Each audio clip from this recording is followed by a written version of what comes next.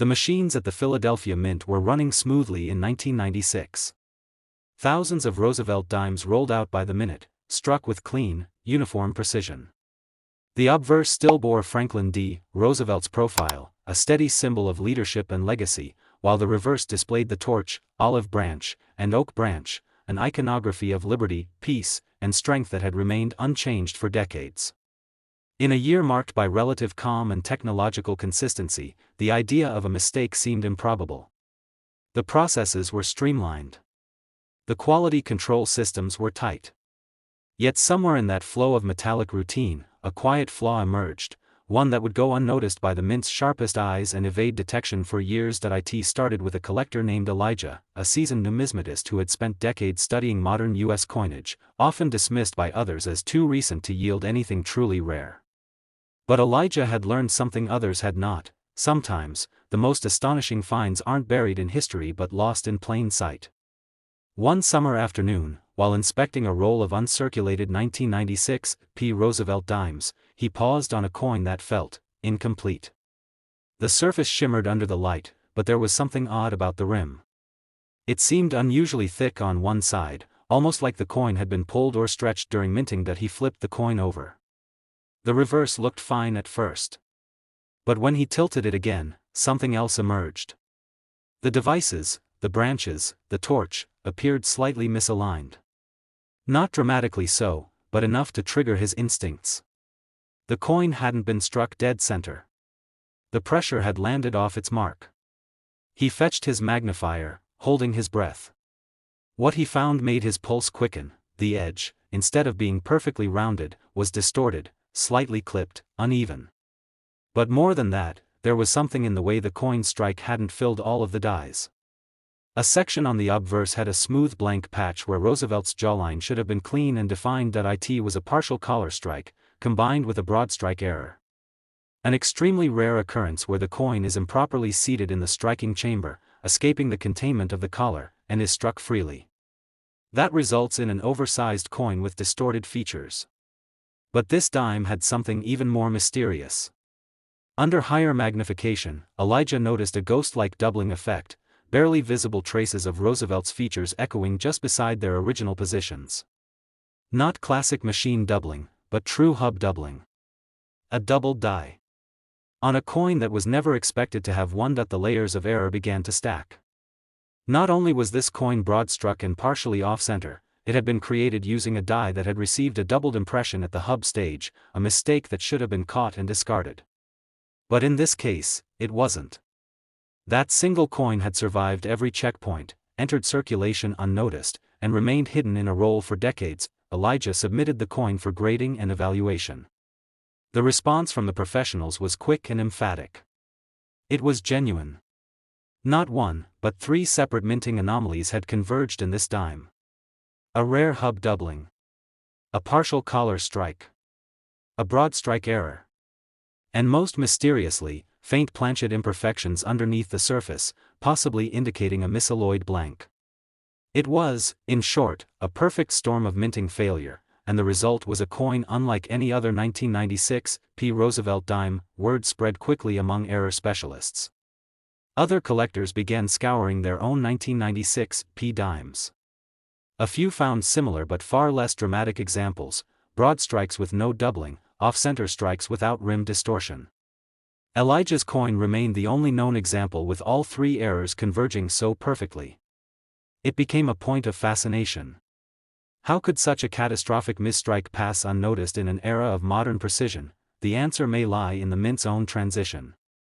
In the mid-1990s, the Philadelphia facility had begun phasing in newer dies and planchet handling machines. It was a period of change, subtle, not widely publicized. Errors during these transitional moments, especially during die maintenance and replacement phases, became slightly more probable. A double die hub might slip through during a night shift. A misaligned collar might go undetected for a few dozen strikes before correction. Most of those coins ended up in circulation and were lost to time, their oddities worn down and ignored, but not Elijah's dime. It had been preserved, hidden within a roll, its anomalies untouched by circulation. That preservation is what made all the difference. As other collectors clamored for any 1996 P dimes with even a hint of doubling or strike distortion, the value of confirmed examples began to rise. Dealers started offering hundreds just for the chance to examine unsearched rolls. The search extended to bank vaults, estate sales, and forgotten coin jars in attics. Occasionally, a minor error would be found, but never anything that matched the trifecta present in Elijah's specimen.it eventually went to auction under intense anticipation. Error coin enthusiasts, Roosevelt dime specialists, and modern U.S. collectors all turned their attention to the listing. The photos showed everything clearly: the wide, uneven rim, the ghost-like doubling, the incomplete collar. The bidding started strong and built steadily. Each rise in price was fueled by the simple fact that no other coin like it had surfaced. A modern coin, only 3 decades old, was breaking expectations and pushing into territory usually reserved for centuries-old rarities, and just when it seemed like the bidding might plateau, a surprise bidder entered, an anonymous buyer representing a private East Coast collection, known for acquiring only the finest examples of American minting oddities. The tension escalated. The hammer finally dropped at a figure that left even seasoned auctioneers momentarily speechless. What had begun as a simple afternoon sort through a roll of dimes had become the discovery of a lifetime.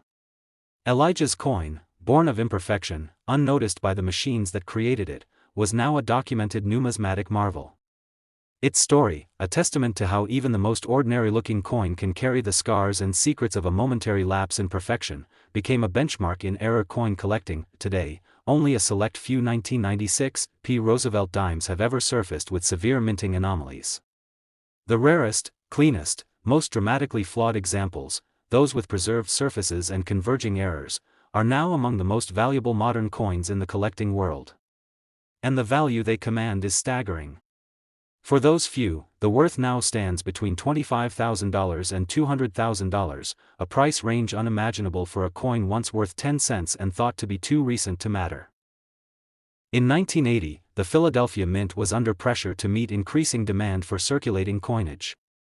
The United States economy was navigating a turbulent path through inflation, rising interest rates, and global uncertainty.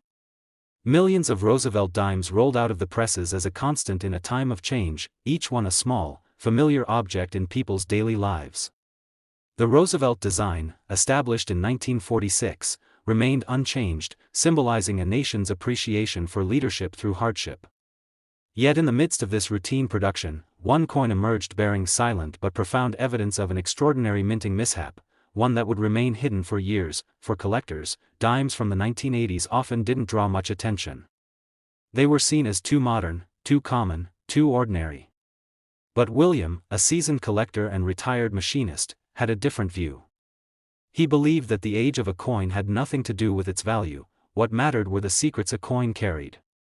He had a habit of acquiring entire bags of dimes from different decades, slowly inspecting them over coffee, late into quiet evenings. It was in one such bag, purchased from a Pennsylvania estate sale, that he noticed something strange: the coin looked uneven in his palm. It had a slightly misshapen rim and an unusually smooth edge. At first, he assumed it had been damaged post-mint, maybe worn down or flattened by machinery. But when he placed it beside other 1980 dimes, he realized it was slightly larger. Not by much, but enough to be seen with the naked eye. He flipped the coin over and examined Roosevelt's portrait. The features were clear but slightly distorted, his mouth shifted slightly downward, his nose faintly doubled, as if a ghosted image had hovered beside the original during striking. William's experience in manufacturing told him something crucial: this wasn't wear and tear. It was the result of a flawed process. He pulled out his magnification tools and studied it further. The coin exhibited signs of a broad strike; it had been struck outside of the normal collar, which usually contains the metal during the press. This allowed the coin to expand outward, giving it a soft, rounded edge rather than the usual reeded one. But there was more. The portrait on the obverse showed unmistakable signs of doubling, not mechanical, but a true double die. The letters "In Liberty" and "In God We Trust" had slight but consistent shadows, evidence that the die used to strike the coin had itself been mishubbed. The combination alone would have made the coin rare. But what he noticed next sealed its uniqueness. On the reverse, around the torch and the olive and oak branches, there were faint cracks, die cracks, spidering out from the central devices like veins. The coin's surface bore a faint ripple, a subtle wave across the metal that could only come from a planchet flaw. The blank itself had been imperfect before it even entered the press. 3 major anomalies, broad strike, doubled die, and planchet flaw, were present in a single coin. William leaned back in his chair, his heart racing. He knew that coins like this didn't just appear, they were almost mythic. He sent it for certification. The process was meticulous. Experts examined it under high-grade equipment, testing the metal composition and analyzing each flaw in depth. The conclusion confirmed what he already knew: this was no ordinary dime. It was a multi-error specimen with layers of imperfection that created an undeniable rarity. The 1980p Roosevelt dime, which had once passed unnoticed through the hands of cashiers, customers, and coin counters, was suddenly a centerpiece in the world of error coin collecting. Word spread quietly at first, within small collector circles. Error coin specialists began scouring their own 1980p dimes, hoping to find something similar. A few coins surfaced with mild broad strikes. Others with minor doubling. But nothing matched the intensity and purity of William's find. The market responded in waves, at first with curiosity, then with urgency. Dealers offered thousands, then tens of thousands. Major collectors, especially those focused on error coins and Roosevelt dimes, entered bidding wars in private. What made this coin so compelling wasn't just the rarity of each flaw. It was how they had all survived together, perfectly preserved in a single specimen that had somehow avoided damage, wear, or detection for decades. The mystery of how such a coin could pass through the mint's stringent inspections only deepened the intrigue. Some theorized a brief lapse in quality control during a shift change, while others speculated that a faulty die pair had gone unnoticed before being swiftly replaced. But in the end, no one could say for sure. The coin became legend, not only for its anomalies but for the questions it left unanswered. When it finally reached public auction, anticipation built to a peak. Collectors across the country waited to see just how far the price would climb. It was a coin born from failure but transformed by survival, a testament to imperfection turned into value. The bidding was aggressive, rising in steady leaps as determined collectors recognized the moment. A Roosevelt dime, minted during a period most dismissed as too recent to matter, was now a prized artifact. The final sale confirmed what many suspected. For a coin originally worth 10 cents, its journey from factory floor to auction block defied expectations. This one-of-a-kind 1980p Roosevelt dime now holds a staggering value, reaching between $25,000 and $314,000, an extraordinary price for a coin that once slipped quietly into circulation, carrying with it the marks of a momentary lapse in an otherwise perfect system. The presses at the Philadelphia Mint in 1999 churned out millions of Roosevelt dimes, each coin representing the culmination of decades of perfected minting techniques. The profile of Franklin D. Roosevelt had graced the dime since 1946, a symbol of resilience and leadership immortalized in nickel and copper. By the close of the millennium, the design was a familiar staple in pockets and tills across the nation. The coin's appearance remained unchanged, but the systems producing them were anything but static. Advances in technology had minimized human error, making anomalies exceedingly rare. Yet, even in this era of precision, a quiet and extraordinary error emerged. The discovery didn't come from the mint, where strict protocols ensured nearly every imperfection was caught and discarded. Instead, it came years later, from a collector named Julian, who spent his evenings examining pocket change and uncirculated rolls, searching for the elusive marks of imperfection that set rare coins apart. One ordinary evening, while sifting through a box of 1999p dimes, he noticed something unusual. At first glance, the coin seemed ordinary, its surfaces smooth and its edges clean. But a closer inspection under his magnifying glass revealed a detail so subtle it would have escaped an untrained eye. The edge of the coin was thicker on one side and thinner on the other, a telltale sign of an off-center strike. But unlike typical off-center coins, this one was complete. The devices, Roosevelt's profile on the obverse and the torch with branches on the reverse, were fully struck yet shifted just enough to create an unsettling sense of imbalance. Julian's fingers trembled slightly as he flipped the coin over. The reverse was similarly askew, with the torch leaning slightly, as though caught mid-motion. The initial discovery was intriguing but not shocking. Off-center strikes were rare but not unheard of. What made this coin truly special, however, was the doubling. As Julian angled the coin under a bright light, faint but distinct echoes of the torch and branches appeared, shifted just slightly to one side of their original positions. It was a double die, a feature born not of the striking process but of the hubbing stage, where the die itself had been improperly imprinted. This wasn't machine doubling, a far more common and less desirable flaw. This was a true double die, a rarity in any coin, let alone a dime from 1999. Julian was no stranger to error coins, but the convergence of flaws in this dime set it apart. An off-center strike coupled with a double die was a pairing almost too rare to believe. But his examination wasn't over. Under higher magnification, another anomaly emerged. Fine striations ran across the surface of the coin, particularly on the reverse. These weren't scratches from circulation but planchet streaks, a sign of improper alloy mixing.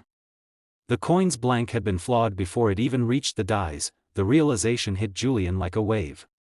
This wasn't just an error coin, it was a trifecta of errors, each rare on its own, all improbably converging in a single piece of metal. The odds of such a coin surviving the mint's rigorous quality control and entering circulation were astronomical. He knew immediately that he had found something extraordinary. When the coin was submitted to a professional grading service, it caused a stir. Specialists confirmed its authenticity and noted the remarkable combination of errors. Word spread quickly through the numismatic community, and the hunt for similar coins began in earnest. Collectors and dealers alike began scouring their own 1999 p dimes, hoping to find even a trace of the anomalies present in Julian's coin. A few off-center strikes turned up, but none had the double die. Some double die examples were located, but they lacked the off-center strike or planchet flaws. Julian's dime remained unique. As the coin's fame grew, so did its value. The late 1990s had not been a particularly fruitful era for major mint errors, and collectors of modern U.S. coins were eager to add something extraordinary to their collections. The market for error coins was already strong, and Julian's dime pushed it into overdrive. Auction houses clamored for the chance to sell it, and private collectors offered staggering sums in the hopes of securing it before it went public. When the coin finally went to auction, the bidding was fierce. The story of its discovery, the rarity of its flaws, and the sheer improbability of its existence made it one of the most sought-after modern dimes in history. Each bid was a testament to the coin's significance, a reflection of how a simple flaw could transform a piece of currency into a symbol of rarity and prestige. The hammer fell on a record-setting figure, cementing Julian's discovery as one of the most valuable dimes of its era. This unassuming coin, struck in a moment of imperfection and carried unnoticed through years of circulation, had become a numismatic legend. Today, the 1999 p Roosevelt dime with its extraordinary combination of errors stands as a reminder of how even the most meticulously controlled processes can produce something uniquely flawed and profoundly valuable. For those rare examples that have surfaced, the value is staggering. A perfect specimen like Julian's, preserved against all odds, is now valued between $20,000 and $300,000, a remarkable transformation for a coin originally worth just 10 cents.